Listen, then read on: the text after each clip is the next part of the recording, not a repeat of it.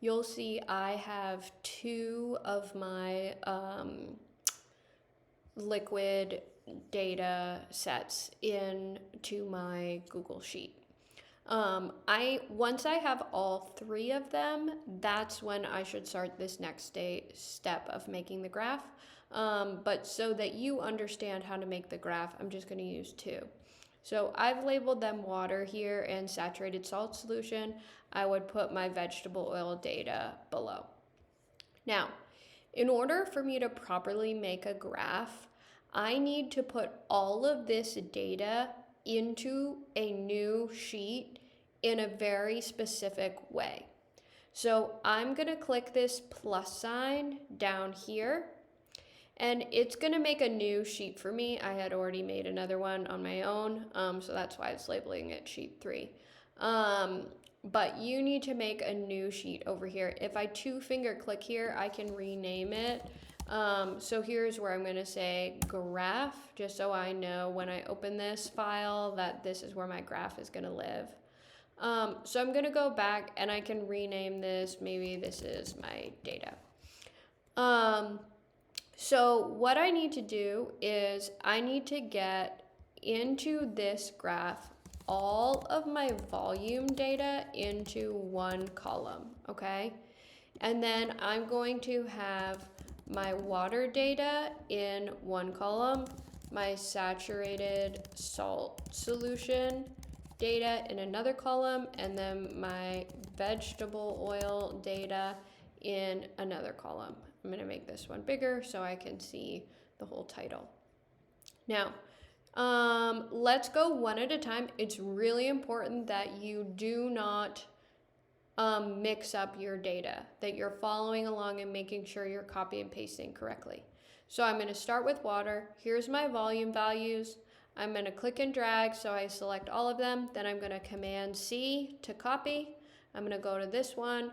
I'm going to click here, Command V, and then I've pasted the values here. And I can look 3.1, 5.2, these are all the same values. Then I am going to go to my mass measurements, okay? Now here's where things get a little tricky. I'm gonna click and drag, Command copy, then I go to my graph, and here is where I am going to Command V. Now if we look at this, I have an equation, A2 minus F2.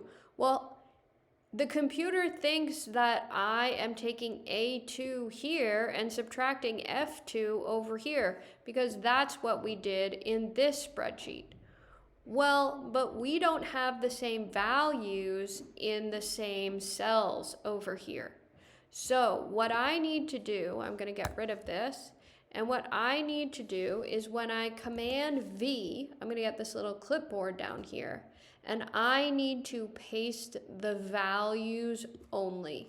So that tells the computer that I want the numbers that I calculated over here in this last sheet, okay?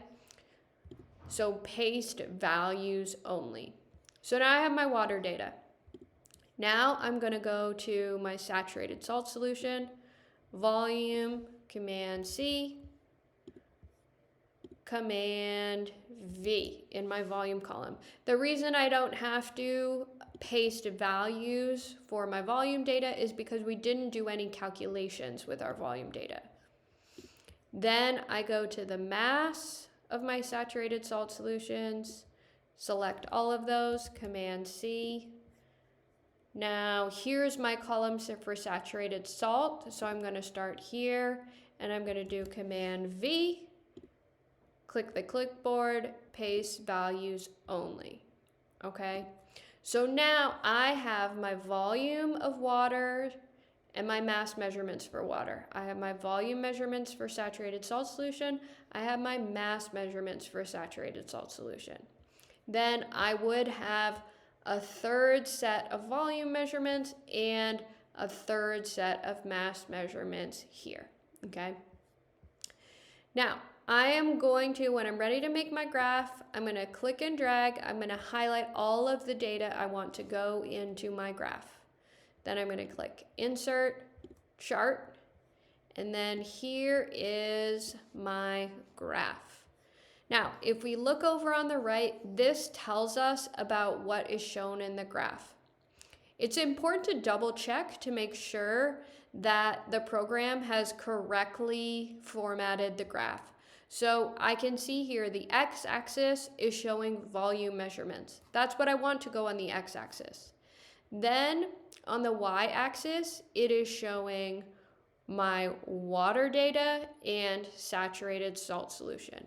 Series is another way of thinking about the y-axis, okay? So you can think that this says y-axis. It doesn't, but it means the same thing, okay? So that's what we need there. Now, the next thing that we need to do is format our graph. So if I double click on the title, I could change that and make a better, more specific title. Right now, it's showing volume in milliliters on the x-axis. That's great, but I don't have a title for my y-axis. So you can see right now we're in the Customize tab. We have this Setup tab. That's where we can see what's on each axis. Then I can go to the Customize tab, and I want to open Chart and Axis titles. So here's the chart title. I need a vertical axis title, and this needs to say mass in grams. So now that has populated in the graph, which is great. So I have labels. I should change my title to whatever I want, and that's good. Now I need some trend lines. So that's also under the Customize menu. We're going to go to Series. So if I scroll down within this Series tab, I can find trend line. I'm going to click trend line. And then I can keep scrolling down, label, and I want to say use equations. So now what we'll see is in my legend, I have the blue dots, which represent my water data, and I have the blue trend line, and I have an equation for that line. Then I have my saturated salt solution data, and I have a trend line for that line. I made up this data, so this may not be the most accurate data if you're wondering that. And so I think I'm all set.